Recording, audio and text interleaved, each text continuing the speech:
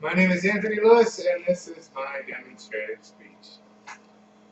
I do have a disclaimer that I'd like to read out first before I begin. I need to read this word for word because of some of the subject matter. I'd like to start off by saying that nothing in this presentation is meant to offend. The subject matter is merely meant to inform, nothing else. The more I researched on Saturnalia, the more negative opinion I found. But at the same time, with as much of it that is woven in today's society, it makes me wonder. So, this is my demonstrative speech on Saturnalia. Wouldn't it be great to celebrate Christmas for more than just one day? Wouldn't it be great to get gifts all 7 days? What if I told you that the Christmas that we celebrate now is not the one that we always celebrate? Allow me to introduce you to Saturnalia. Saturnalia was a Roman holiday that occurred on about December 17th of the Julian calendar. The holiday, of course, was meant to revere the god Saturn, and that he was the god of agriculture. During this time, everyone would meet in the temples for the temple of Saturn, and the senators and the priests would have rituals and sacrifices, unfortunately. And at the end of these proceedings, the senators would scream, "Lo Saturnalia," which was the equivalent basically of Merry Christmas. And all of the worshippers would go out into the streets and go to their homes, and they'd start to party, make sure that they could worship Saturn in their own way. During the time that they were having their parties, they of course would decorate trees, and like this one here, for example, using different golden ornaments and stars. They actually put some of the planets on their trees too. They also ended up making wreaths and garlands to hang all around their home. The trees actually they hung outside, or decorated outside, excuse me, instead of inside, so that way everyone could see it all the time. The people would also end up, as obviously they ate, drank, and were extremely merry.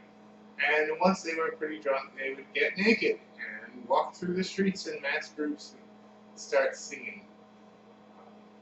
Some have said that this is where the Christmas carols first came from, but all depends on who you talk to. Now, one of the things that was done in particular during Saturnalia was what they call the role reversal. During this time, Romans, of course, had slaves. Some were Jewish, some were African American, all depended upon where they came from. But during this time, the masters and the slaves would reverse roles, where the masters would end up serving them and allowing the slaves to wear their clothes. They also ended up basically taking over the household for the day. Now, as things progressed during this holiday, they decided that they wanted to add a couple extra days to it. So what did they do? They decided to take another holiday which was nearby, called the Opalia, which was meant to honor Saturn's wife. And they decided to merge the two holidays together, which brought it up to about 3 days. Now, during this time too, with the role reversal, the emperor decided that it's probably not a good idea for the slaves to make particular financial decisions or other household decisions. So they closed the banks down so that everybody could just basically party. As things went farther on during this, they decided that they wanted to make it an even longer holiday. So they took another holiday that came up really close to it, which was for the winter solstice. It was called the Brule. Or at least the day was the Brule. The actual holiday was the Brumalia. So they added that to Saturnalia itself, and that's how we ended up with a 7-day party streak.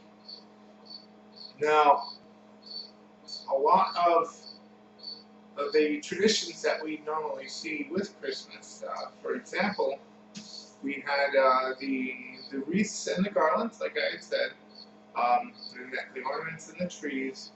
People also exchanged gifts during this time, and they made, well, basically Christmas cookies, which were, the cookies that they used then were actually cookies that were cut in the shape of a person, and they exchanged them around and basically eat them. So, with the holiday itself, it's not really steeped much in Christianity yet, now is it? So, as time went by, Christianity began to take a stronger role in the normal everyday society, but most of the Romans, or pagans as they became known, weren't too keen on the idea of, well, basically switching gods. So the heads of the church decided to compromise, and they said, yes, you can continue to worship Saturnalia, but you have to make sure at the end of the holiday, which just so happened to end around December 25th, that you had to worship the birth of Christ. So everybody felt like partying, and they said, sure, we'll do that. Now, this worked out well for quite a while, and everybody kind of looked past all of the extreme debauchery that went on during the time, along with the lavish drinking and whatnot, just as long as people showed up at church at the end.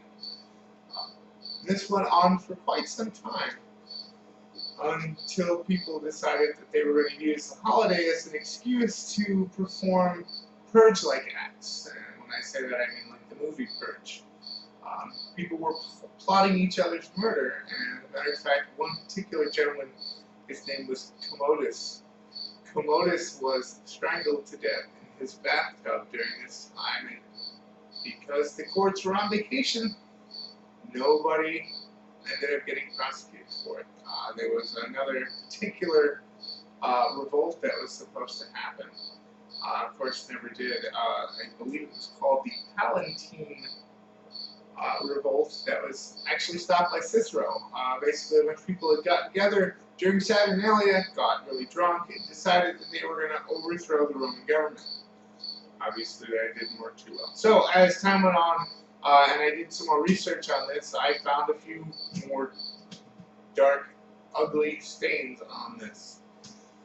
During the 1400s, the Pope, Paul II, decided that he was going to revive some of the pieces of Saturnalia to get more of the Northern Europeans involved in Christianity, and they basically decided that they were going to reenact the chariot races, but instead of using horses and chariots, they used Jews. They would hold lavish feasts for the Jewish community, and then after they were overstuffed, they would force them out onto the streets and make them run.